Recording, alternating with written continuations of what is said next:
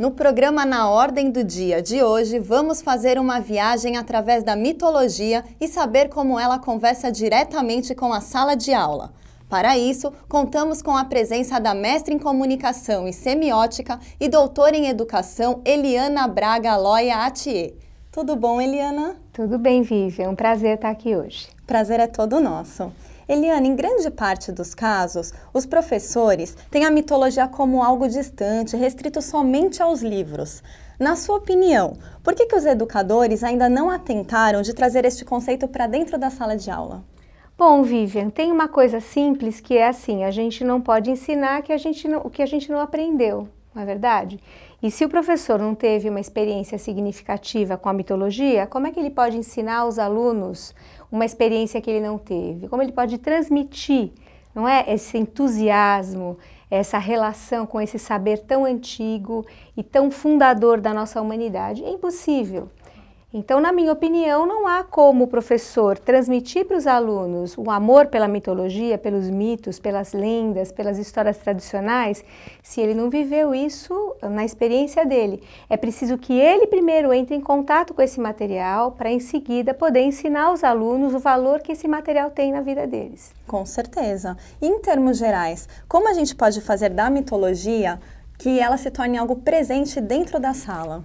Algumas disciplinas facilitam um pouco mais o uso da mitologia, por exemplo, história, por exemplo, língua portuguesa, sociologia, filosofia. Nesses casos, o mito é mais fácil de trabalhar, de trazer para o contexto das aulas como conteúdo.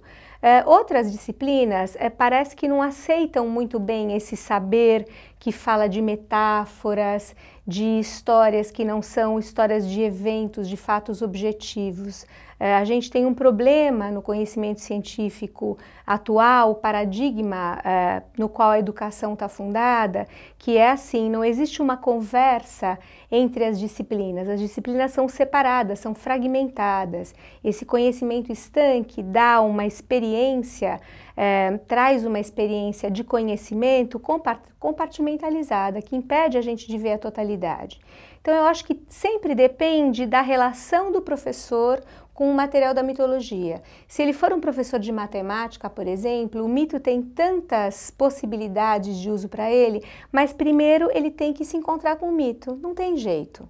Interessante, até na matemática. Até na matemática, na geografia, na biologia, né? A possibilidade de lidar em biologia, por exemplo, com as cosmogonias, né, com os mitos de criação, é maravilhosa, porque oferece uma visão metafórica de tudo aquilo que a ciência vem tentando explicar.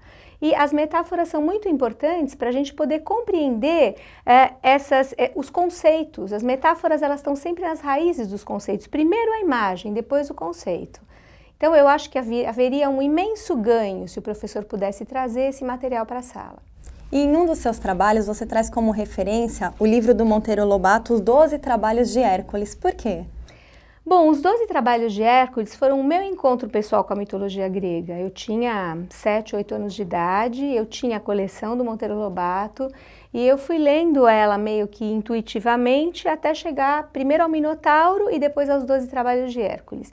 E eu considero esse um momento muito especial da minha vida, esse encontro com esse material mitológico que falava muito da minha vida, né? Os 12 Trabalhos de Hércules são etapas de uma educação.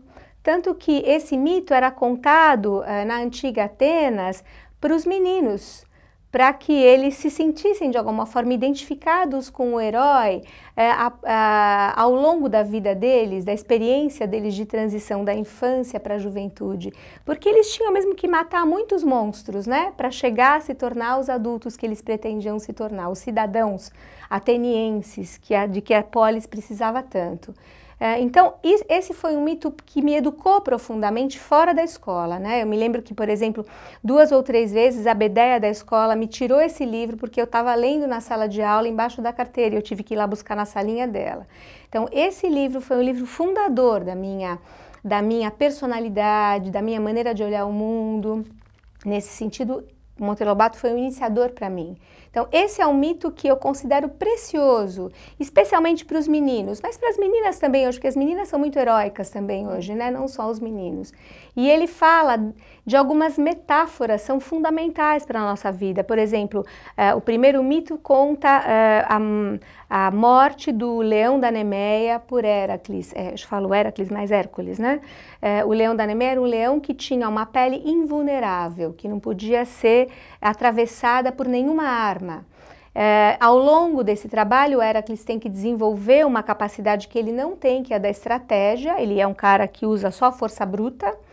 E, ao final das contas, ele mata o leão, que está destruindo os rebanhos, né, de ovelhas daquela região. E uma coisa linda que acontece ao final é que ele retira a pele do leão e nunca mais ele se separa dessa pele. Essa pele se torna o escudo, se torna a blindagem que ele passa a usar. Então ele se apropria da força daquela fera e se torna um homem melhor. E ao longo de todos os trabalhos ele se apropria de uma parte do inimigo, do monstro que ele precisa matar, do desafio que ele precisa realizar. Então é uma história de profundo significado existencial. E a nossa escola está cada vez mais árida, cada vez mais vazia dessas experiências de transformação, né, e desses ritos de passagem. É verdade. Eu acho que sim. Com certeza. E na sua opinião, você acredita que mesmo com os avanços tecnológicos, onde os professores hoje em dia têm a tecnologia da lousa digital, tudo, os contos através da mitologia ainda chamam mais a atenção do que esses recursos multimídias? Então, eu acho que não existe nenhuma batalha, nenhum conflito entre as coisas.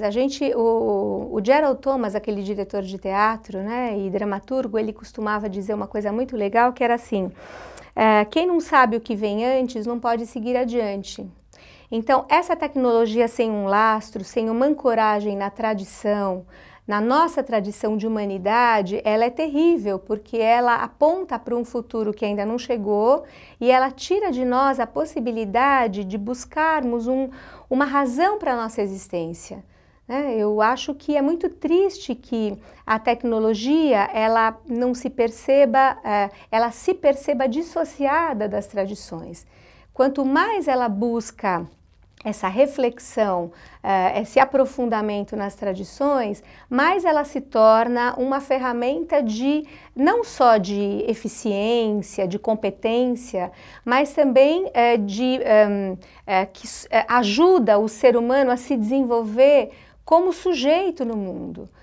Então eu acho que podia ser uma grande parceria que acabou virando uma oposição, um antagonismo, não sei porquê, mas é uma coisa que a gente precisa resgatar, até porque a gente tem visto que esse avanço tecnológico na escola, sem o lastro da tradição, sem o lastro dos rituais, sem o lastro do significado, tem criado um grande vazio de sentido para a educação. E a gente tem visto isso mesmo no comportamento dos jovens, no comportamento das crianças e dos adolescentes, uma falta de reflexão, uma falta de peso na relação com o mundo, uma grande falta de profundidade, de sentido na vida. Com certeza, aí fica a critério da criatividade do professor mesmo, né? Exatamente, e é o que eu disse, fica a critério também da conexão que ele faz com esse saber ancestral, que nos conta quem nós somos, para quem nós viemos, o que nós estamos fazendo aqui. Eliana, muito obrigada pela sua participação. Muito obrigada, Vivian.